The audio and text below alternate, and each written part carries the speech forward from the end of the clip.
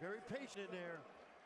They'll play 4 out on the perimeter, and when they have Uday or Mustafa or Cork, they don't necessarily always play through there, but he might be the best offensive player of the 3. He had 4 points in 10 minutes in their win at Kansas State last time out. He's got 4 already tonight. Halfway through the first half. A 2-point TCU lead. Don't leave him alone. A rare miss for Kerwin Walton from 3. Notice how Jennings kicked it right out. Didn't even think about scoring. Isaacs got fouled on the 3-point attempt, and he'll go to the line and shoot 3. Well, we have an ACC-SEC Wednesday college doubleheader on ESPN in the app. Kyle Filipowski and number 8 Duke taking on Miami. Erase a very bad memory of a 30-point loss last year, Rich, down in Coral Gables. And it's a different Miami team. I'm sure they're going to be ready, the Blue Devils. And how about the big win for your former roommate, John Calipari? Big win down on the Plains over Auburn. Now they got to keep it going because, I hate to say it, they're capable of losing at LSU. And certainly LSU coming off a big win at South Carolina. But we saw glimpses of how good Kentucky could be with that young team on Saturday night, dominating a good Auburn team. Pop Isaacs an early 4. And we are tied again at 17, the 6th tie of the night already.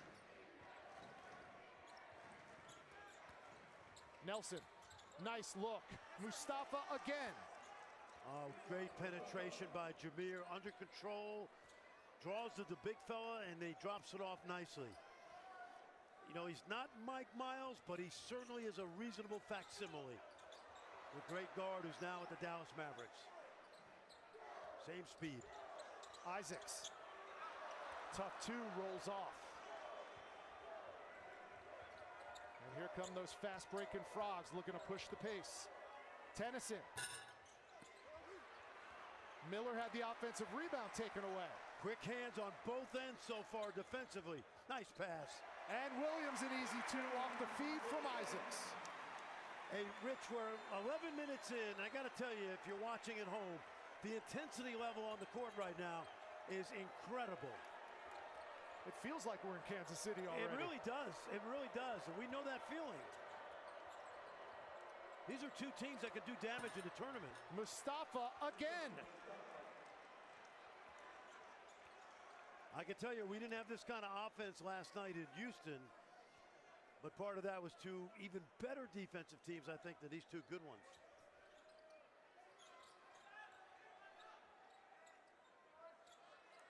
Last time these 2 teams played in Fort Worth, both teams hit double-digit 3-pointers. That one taken away by Jameer Nelson Jr. And the foul's going to go on Pop Isaacs. We'll take a timeout on the floor, 7:55 to go. When we come back, it's good to be a Red Raider, Fran Fraschilla. We'll tell you how some legends in Lubbock did this past couple of weeks in the sports world.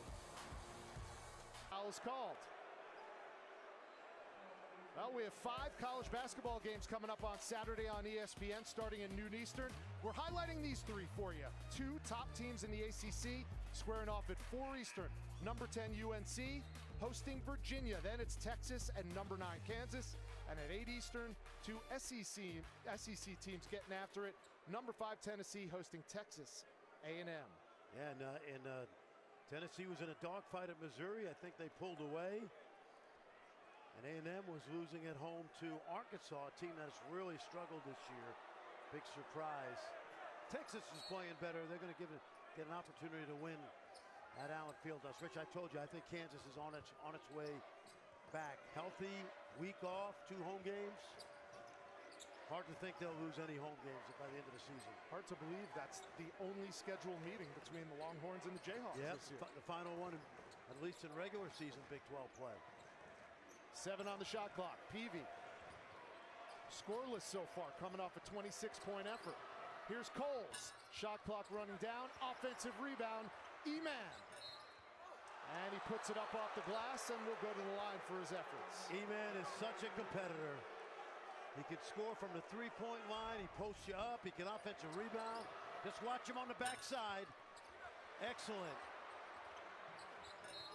Young man from Scarborough, Ontario, and actually on the other bench about 40 feet from him is a guy named Dave Smart, assistant coach of Texas Tech, who coached him on the Canadian under-19 team just a few years ago.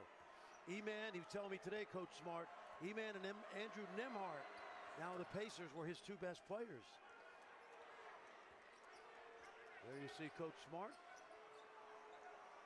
Used to be years ago, it was like one Canadian player would make a splash. I remember Tyler Ennis from Syracuse. Now there's dozens. Tons and tons, yep.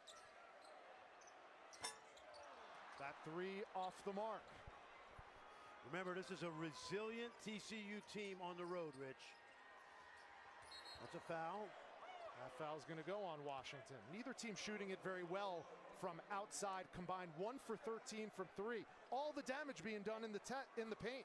And here's that road testing that so far Jamie Dixon's club has fared pretty well. Yeah, and keep in mind that this team is one of the oldest teams in college basketball.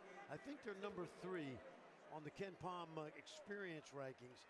What I like about this team, Rich, the top 10 players are all transfers. And we got to know them. Every one of these kids is a great young guy. Micah Peavy, one of them, but he misses that free throw. Used to be transfers, you taking somebody else's problems. Now we call it free agency. And every year there's, what, 13 or 14 or 15 of them. Both of these teams will load up with transfers next year again. 4-point TCU lead coming up on 6.5 minutes to go in the first half. Toussaint and one.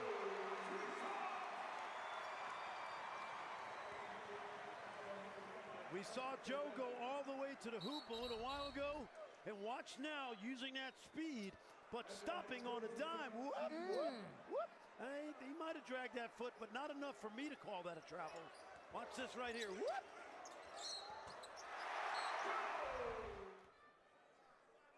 That's how they do it in the Bronx. Absolutely. Right across the Harlem River is a place called Rucker Park. And Joe grew up maybe a half a mile from there. I know that area well. Isaacs and McMillan have been struggling offensively last 3 games. Joe Toussaint has picked up the slack for Grant McCaslin. He has 7 tonight. Avery Anderson, number 3 with a 3. Man, that's amazing because he is a career 30% three-point shooter and only 27% on the season, but playing with confidence, that's what that experience does for you. And Franny, that's the first Frogs three-pointer tonight. Williams, too strong. Coles the rebound. A chance for TCU to extend a 4-point lead. Well, they really do push the pace. Here's Tennyson. Can't get that 3 to go. It was guarded.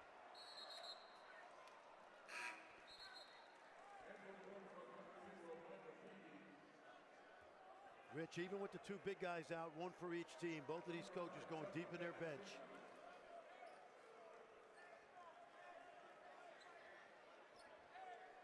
A win for TCU, and it'll be their 4th in their last 5 games, and it'll be their 5th win against the top 25 opponent. They're not ranked, and it's the only reason they're not ranked is because they play in the best league in the country, and they've been dinged a little bit. Nice pass. Coles left alone. Yeah, great job of sealing up the lane, and a great drop over the top by Peavy. Largest lead of the night for the Frogs. On the road in enemy territory, looking to make a season sweep against the Red Raiders. Lindsay. Short. Yeah, see, Kai, I don't think he's going to finish over those bigs inside. If he doesn't get an angle to the rim, in my opinion, he should kick it out.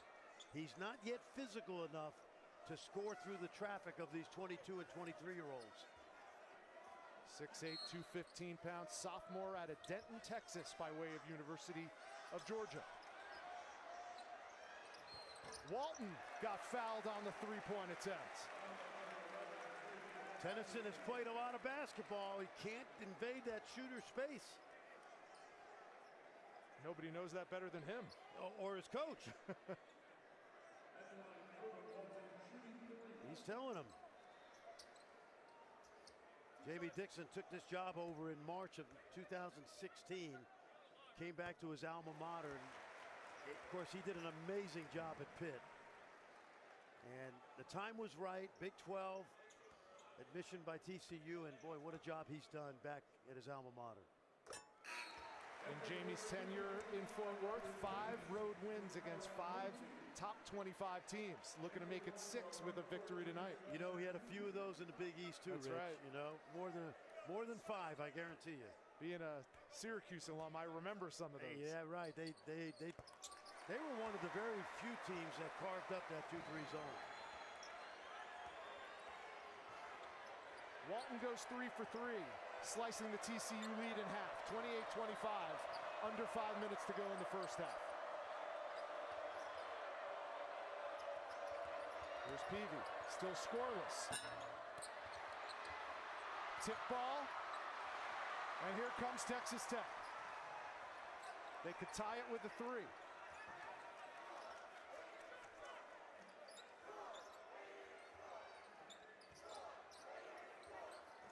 Isaacs got a mismatch with the bigger Coles on him. 10 to shoot. Oh yeah. He wanted it. Air ball. Saved by Miller. Pop's been struggling with the shooting. He's got to keep playing. And I don't know if they'll count that as a fast break basket, but it should count. Coles for 2. Well, they get out so quick. They've got multiple guys in that backcourt. They got Nelson and Anderson out there together, the 2 fastest players on the team. Number 1 in the nation in fast break points, and no one really is even close. And that foul is going to go on Jacoby Coles, his 2nd.